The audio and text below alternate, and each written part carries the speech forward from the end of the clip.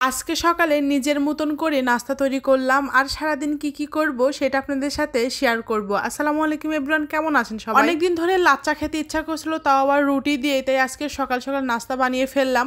আমি তো সকালে ঘুম থেকে উঠে গিয়েছি, উঠে কিন্তু ফ্রিজ থেকে দুধটা বের করে রেখেছি, দুধটা গলে গিয়েছে। ওইদিকে দুধ ঢালতে গিয়ে দেখি দুধ এখনো জমাট বেঁধেই আছে, তাই ভাবলাম এদিকে আটাগুলো সুন্দর করে মাখিয়ে রাখি, যেহেতু এগুলা মাখিয়ে রাখলে পরবর্তীতে রুটি বেলতে অনেক সুবিধা হয়, তাড়াতাড়ি বেলা হয়ে যায়। এদিকে কিন্তু আমি চিনিও দিয়ে দিয়েছি, চিনি দিলে কিন্তু খেতে অনেক বেশি মজা লাগে, একটু মিষ্টি মিষ্টি লাগে।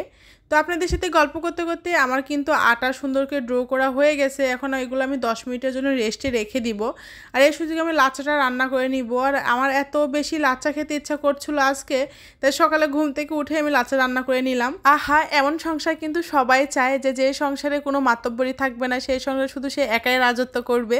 আমার সংসারে আমি একাই রাজত্ব করি, আমার যখন যেটা করতে ইচ্ছা করে তখন সেটাই করি, যখন যেখানে ঘুরতে যেতে ইচ্ছা করে সেখানেই ঘুরতে যাই, যেটা খেতে ইচ্ছা করে সেটাই খাই।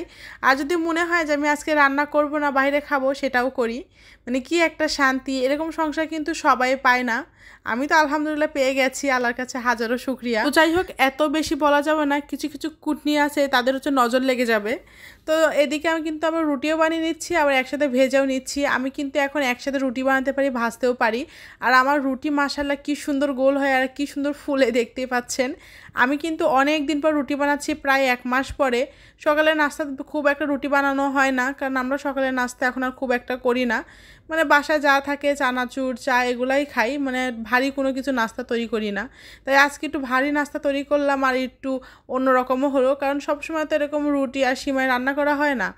মাঝে মধ্যে করি, মাঝে মধ্যে করলে কিন্তু ভালোই লাগে, মন্দ লাগে না। এদিকে কিন্তু আমার কিন্তু সবগুলো রুটি প্রায় ভাজা ভাজা হয়ে গেছে। আজকে প্রায় 8টা কি 10টার মতো রুটি ভেজে নিয়েছিলাম, আর শেষের রুটিটা একটু ভালো হয় নাই, কিন্তু সবগুলো রুটি অনেক সুন্দর ফুল ছিল, আপনারা দেখতেই পাচ্ছেন। আর ওইদিকে কিন্তু আমার লাচ্চাটা খুব সুন্দর করে সেট হয়ে গেছে। আর রুটি বানানোর পরে চুলায় এত বেশি নোংরা হয় চারিদিকে, এগুলো পরিষ্কার করতে আবার অনেক বেশি সময় লাগে।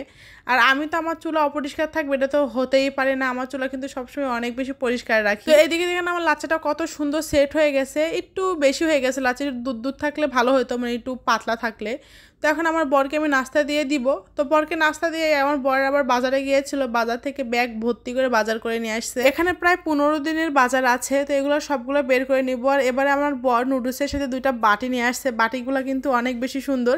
আর আমি এত বক করতেছি কি বলবো, মানে কি বলতেছি মনে ভুলে গেছিলাম, মানে অরিজিনাল ভিডিওটা আমি ভয়েসটা আমি কেটে দিয়েছি। তো এদিকে নুডলস নিয়ে আসছে, তার সাথে আলু নিয়ে আসছে।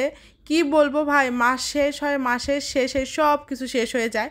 এটা কি শুধু আমার সাথে হয় না, অনেকের সাথে হয়, অবশ্যই কমেন্ট করে জানাবেন। যাই হোক, আজকে ভিডিওটা খুব একটা বড় করব না, আশা করি আমার ভিডিওটা আপনাদের ভালো লেগেছে।